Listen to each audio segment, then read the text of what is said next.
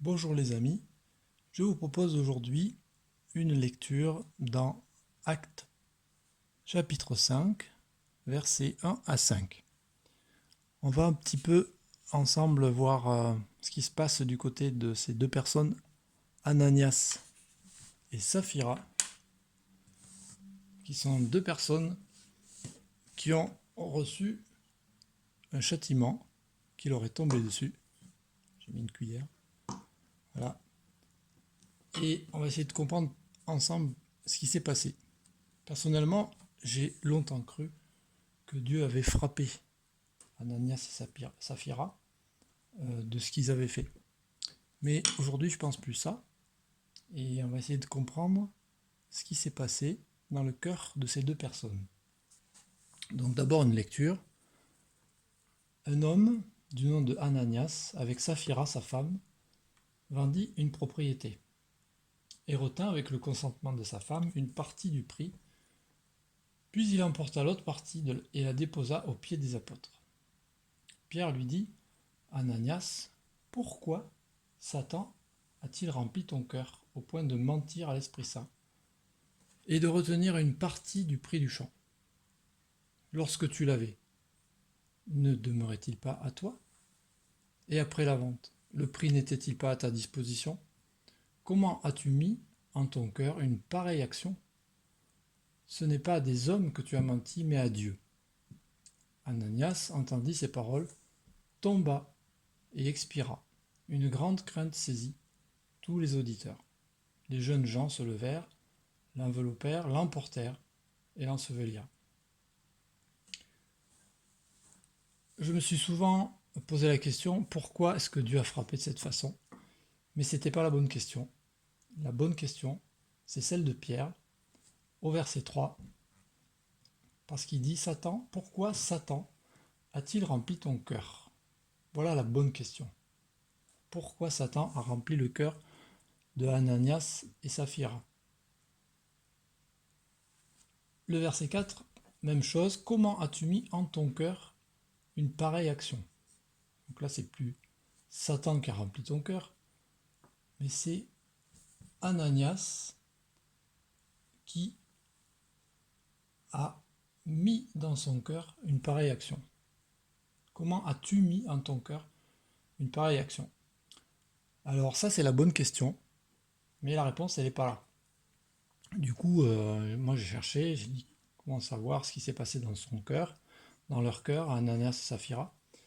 Et puis, il y a une autre personne dans la Bible qui a laissé Satan remplir son cœur. Et là, on va trouver des réponses intéressantes parce qu'il y a plus de détails. On va savoir ce qui s'est passé.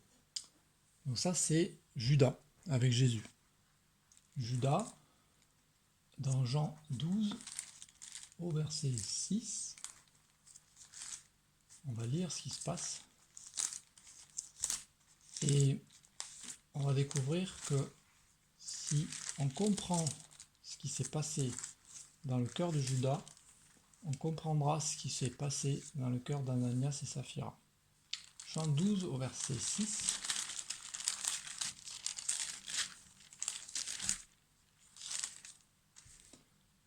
Il disait cela non qu'il se mit en peine des pauvres, mais parce qu'il était voleur, et que tenant la bourse, il prenait ce qu'on y mettait.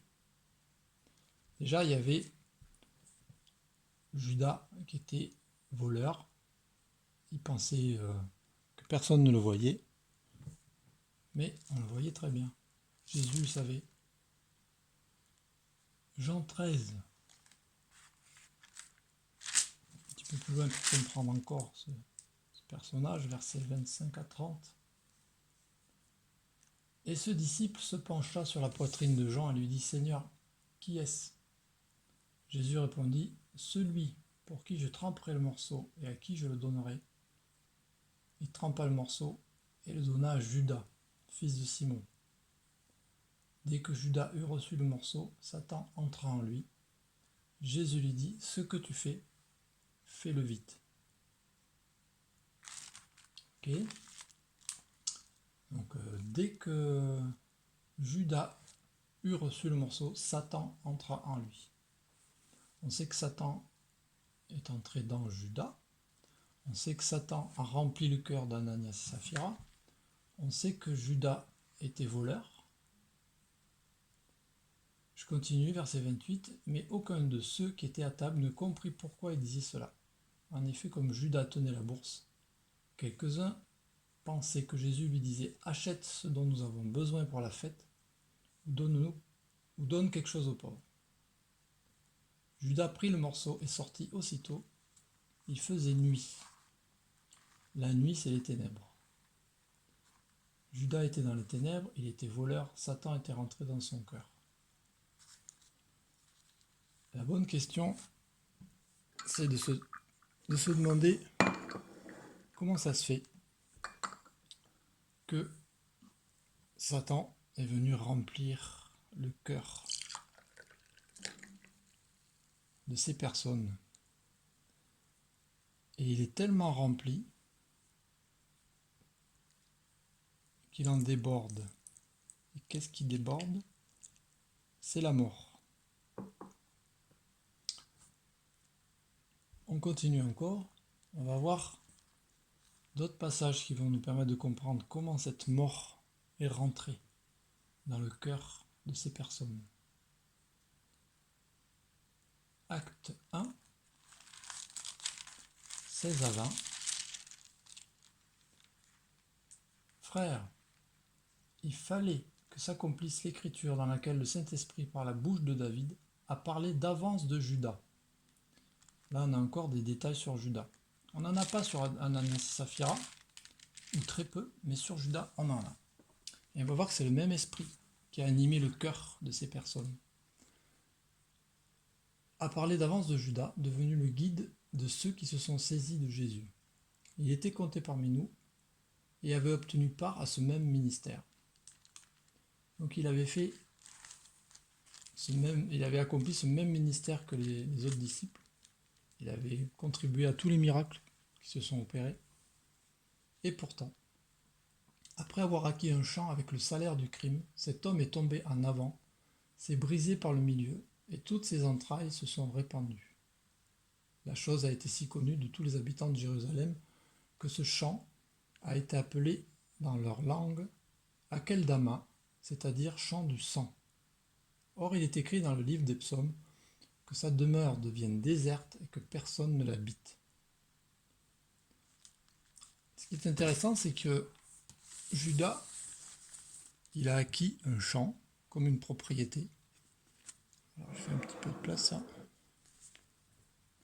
Ça représente la propriété, le champ du sang, pour ce qui est de Judas, ou la propriété pour Ananias et Saphira. Et puis, ils ont donné l'argent qu'il fallait.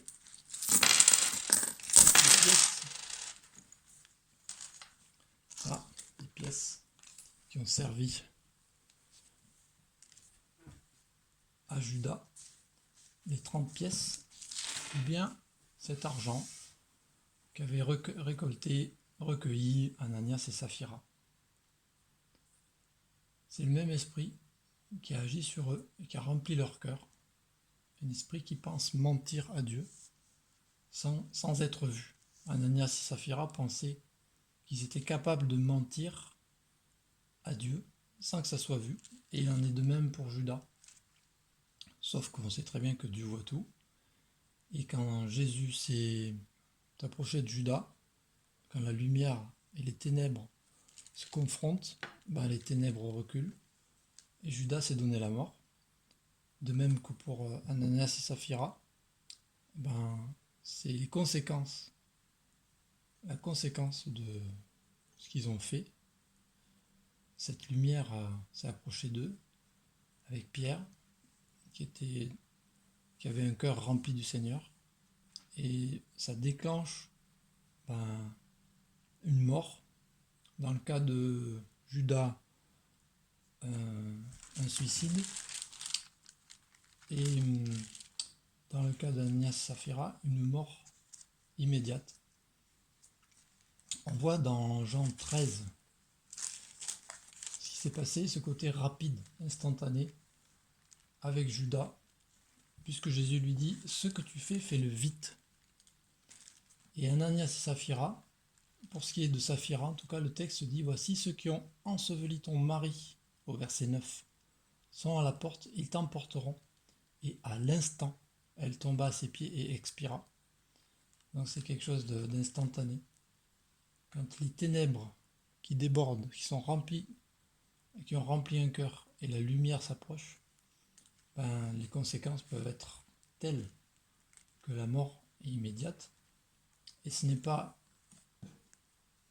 ce Dieu vengeur qui frappe ceux qui mentent, ou ceux qui désobéissent, ou ceux qui se moquent, mais tout simplement la conséquence des choix, puisque c'est un choix, ils étaient responsables. Et au verset 4, on voit la part d'Ananias. Comment as-tu mis en ton cœur une pareille action? Il était responsable. Et puis pour finir, un dernier passage qui permet de mieux comprendre encore ce qui s'est passé dans le cœur de Judas, Matthieu 27, 3 à 10.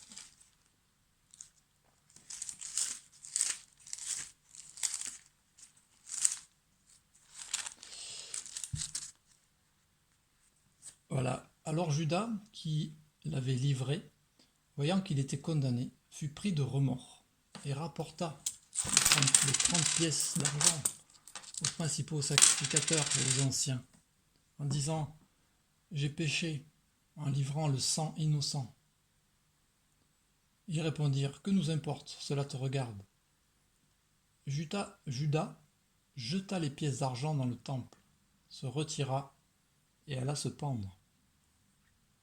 Les principaux sacrificateurs ramassèrent les pièces et dirent « Il n'est pas permis de les remettre dans le trésor sacré puisque c'est le prix du sang. » Et après en avoir délibéré, ils achetèrent avec cet argent le champ du potier pour la sépulture des étrangers. Il y a un point commun, cet argent de Judas a servi à acheter un champ, et Ananias et Saphira avaient vendu un champ. Et le champ, ben, ça représente cette propriété, ça représente la terre.